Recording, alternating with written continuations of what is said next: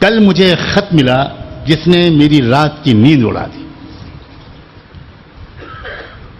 سچ کہتا ہوں بہت کرب میں کئی گھنٹے میرے گزرے اس خط کو پڑھ کر. میں کسی خاتون کی طرف سے وہ خط آیا ہے، میں اس خط کے کچھ حصے پڑھ کر سناؤں گا. یہی آج کا بیان ہے.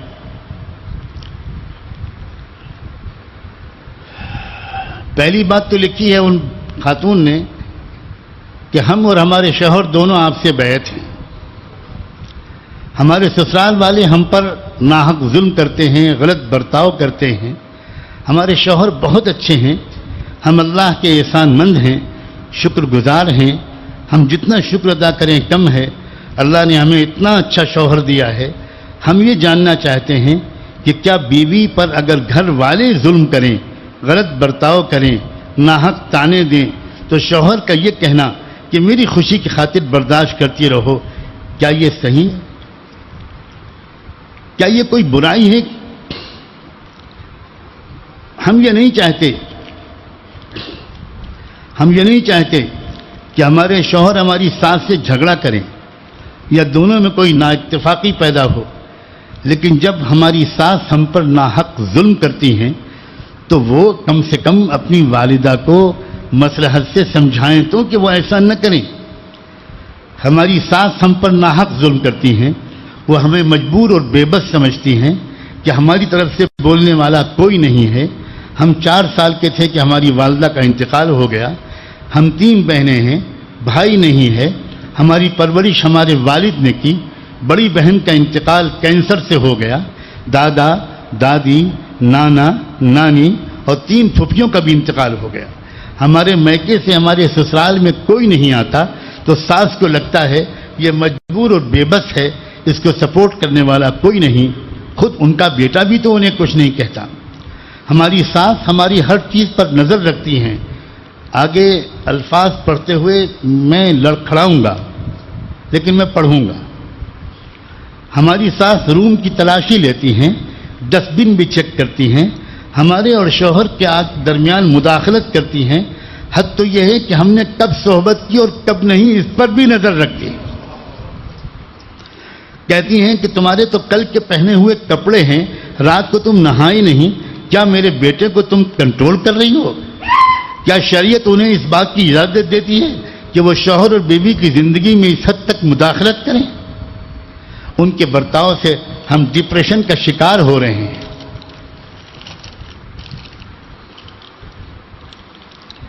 ہم اگر ہمارے شوہر کے ساتھ بیٹھیں، باتیں کریں یا ساتھ میں کھانا کھائیں تو انہیں اچھا نہیں لگتا. وہ ہم دونوں کو ہنستا ہوا دیکھیں تو چڑ جاتے ہیں. ہمارے شوہر اگر ہمارے قریب بیٹھیں تو کہتے ہیں ادھر جا کر بیٹھ، کیا عورت کے پیچھے پیچھے پھرتا ہے. اس گھر میں ہمیں شوہر سے ہنسنا، بولنا، بات کرنا مشکل ہو گیا ہے.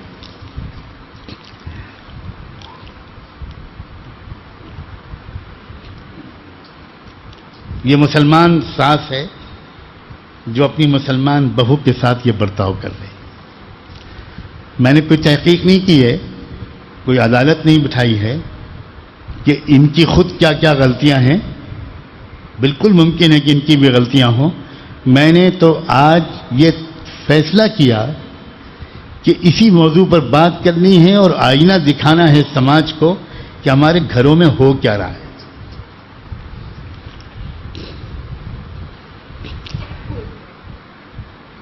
عجیب قسم کی مخلوق بن جاتی ہے ماں ساس بننے کے بعد.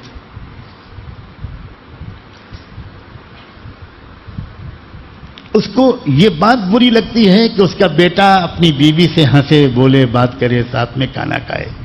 عجیب بات ہے. اللہ کے رسول تو یہ بتاتے ہیں کہ جب شوہر اور بیوی ایک دوسرے کو دیکھ کر مسکراتے ہیں تو وہاں ایک تیسرا بھی ہوتا ہے جو ان دونوں کو دیکھ کر مسکراتا ہے، اور وہ تیسرا ہوتا ہے اللہ جل شانہ.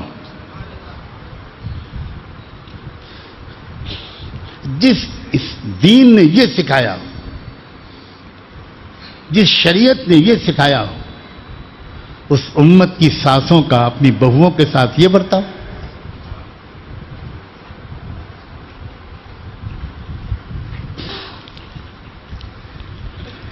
آگے چل کے یہ بیچاری لکھتی ہے کہ ہمیں فشر کا پرابلم ہے، بواسیر کی قسم کی جو تکلیف ہوتی ہے، ناسور، بڑا سخت تکلیف دہ بیماری ہے، وہ تکلیف بہت زیادہ رہتی ہے.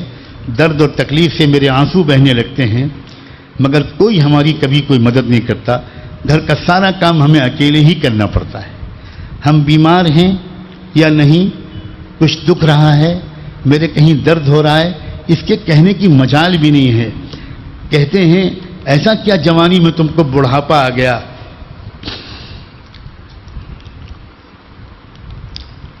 صبح سے شام تک کوئی ایک کام بھی نہیں کرتی ہماری ساس اور نند. دسترخوان پر کھانا لگانے کے بعد بلا کر لانا پڑتا ہے. مہمانوں کی طرح کھانا کھاتی ہیں، خود کی کھائی ہوئی پلیٹ تک نہیں اٹھاتی. دسترخوان اٹھانے سے پہلے ہی کھا کر اٹھ کر چلے جاتی ہیں. ہماری ساس صبح 11 بجے سو کر اٹھتی ہیں اور نندیں تو 2 یا 3 بجے اٹھتی ہیں، اور کبھی کبھی ظہر یا عصر کے وقت دن نکلتا ہے. کسی کے گھر کے حالات کا تذکرہ مقصود نہیں ہے، یہ دیکھ کا ایک چاول ہے.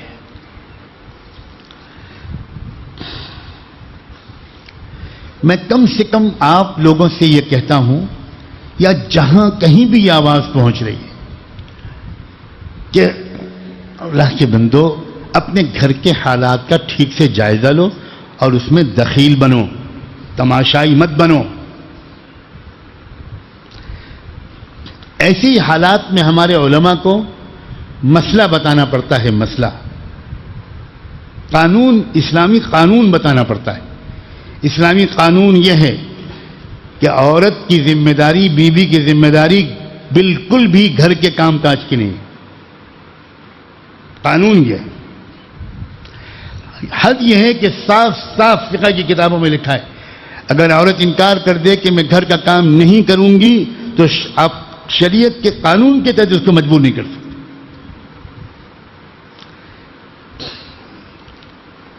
لیکن ہمارے علماء اس حقیقت سے اچھی طرح واقف ہیں کہ گھریلو زندگی صرف قانون کے سہارے نہیں چلا کرتی.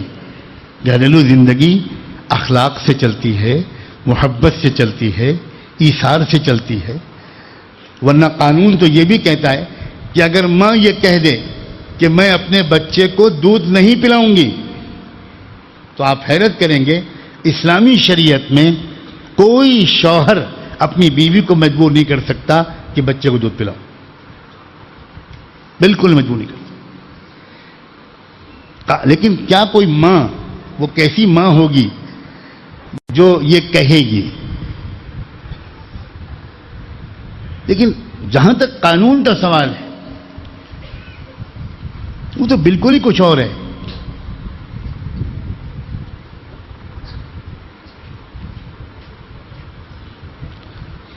اس لیے یہ آپ جو یہ بات یہاں سن رہے ہیں اور جہاں تک بھی آواز آج پہنچ رہی ہے یا کبھی پہنچے، میں کس طرح آپ سے گزارش کروں کہ اس کو سنتے ہی آپ باقی کام چھوڑ کر اپنی گھریلو زندگی کا جائزہ لینا شروع کریں. ایک دن چھٹی لے لیجیے اور بیٹھ جائیے گھر میں کہ بھئی ہمارے گھر میں کیا کیا گڑبڑیاں ہیں، آج سے تعلقات ٹھیک کرو، آج سے ماحول کو خوشگوار بنائیں ہم لوگ سب مل کر. اور اگر کوئی سیدھے منہ نہ مانے تو پھر میں صاف کہتا ہوں، ایسے بیٹے کو اپنی ماں سے کہہ دینا چاہیے کہ ظلم کی انتہا ہو گئی، اب نہیں ہوگا یہ میری بیوی پر اور آپ کی بہو پر یہ ظلم. کان کھول کے سن لیجئے، یہ میں نہیں ہونے دوں گا. یہ سمجھنا کہ یہ میری ماں ہے، ماں تمہاری ہے، تم خدمت کرو بھائی، تم کرو دن رات خدمت اس کی. تم اپنی بیوی کو مجبور نہیں کر سکتے. بیوی، جہاں تک بیوی سے ہم یہ کہیں گے، اس مظلوم عورت سے، اس خاتون سے جس نے خط لکھا ہے، اور اس طرح کی لاکھوں بہویں ہیں، میں ان سے تو ہم یہ کہیں گے کہ دیکھو ایک کام کرو، جنت میں جانا چاہتی ہوں، الصبر جزاؤہ الجنہ. بس تم ایک بات طے کر لو کہ اللہ نے میرے لیے جنت میں جانے کا یہ راستہ لکھ دیا ہے، اس لیے میں جنت کی امید میں برداشت کیے جاؤں گی۔ یہ ہم صرف شوق دلا سکتے ہیں، مجبور نہیں کر سکتے، ترغیب دے سکتے ہیں، مجبور نہیں کر سکتے۔ لیکن ساتھ میں ہم اس ساتھ سے بھی کہیں گے، اے اللہ کی بندی، یاد رکھو کہ کوئی ہے جو دیکھ رہا ہے کہ تم کسی پر ظلم کر رہی ہو، کوئی ہے جو اس کا حساب لے گا۔ تم کو آخرت بھول گئی؟ تم کیا ہوگا؟ اللہ کے ہاں بڑے سے بڑے گناہ تو اللہ خود معاف کر سکتے، لیکن کسی انسان نے کسی پر ظلم کیا ہو، اس کا تو بدلہ قیامت میں لے کر رہیں گے اللہ، بخشا ہی نہیں جائے گا کوئی۔ حد یہ ہے کہ ایک سینگ والی بکری نے ایک بے سینگ والی بکری کو سینگ مار دی ہوگی، چوٹ پہنچا دی ہوگی، تو ان بکریوں کو زندہ کیا جائے گا اور وہاں موقع دیا جائے گا کہ جس بکری کو مارا تھا وہ بکری بدلہ لے اس بکری سے جس نے سینگ ماری تھی۔ جب وہ بدلہ لے لیا جائے گا تو دونوں فنا کر دی جائیں گی۔ جو اللہ ظالم اور مظلوم کے درمیان انصاف اس حد تک کرنے کا فیصلہ کر چکا ہے کہ وہ بے جان مخلوق غیر مکلف بکریوں کو بھی زندہ کر کے اور ان کے درمیان فیصلہ کروائے گا، وہ چھوڑ دے گا ایسی ساز کو؟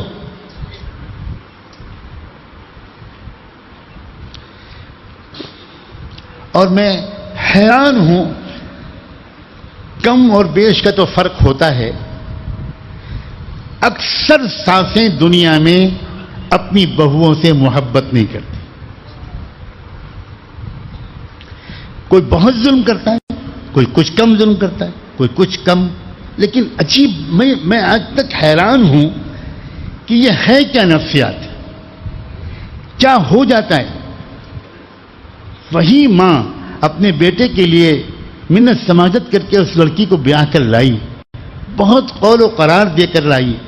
آپ بالکل بھول جائیے، یہ تو میں اپنی بیٹی لے جا رہی ہوں، میں اپنی بہو بالکل نہیں لے جا رہی ہوں، فکر ہی نہ کیجیے، میں بیٹی کی طرح دکھاؤں گی آپ کو۔ ایسے ایسے وعدے، ایسے ایسے قول و قرار، اور اس کے بعد وہ جلاد، وہ ایسا جلادانہ سلوک کہ بھارت کی ظالم پولیس کے سلوک کو لوگ یاد کرنے لگتے ہیں جب ساسیں اپنی بہوؤں کے ساتھ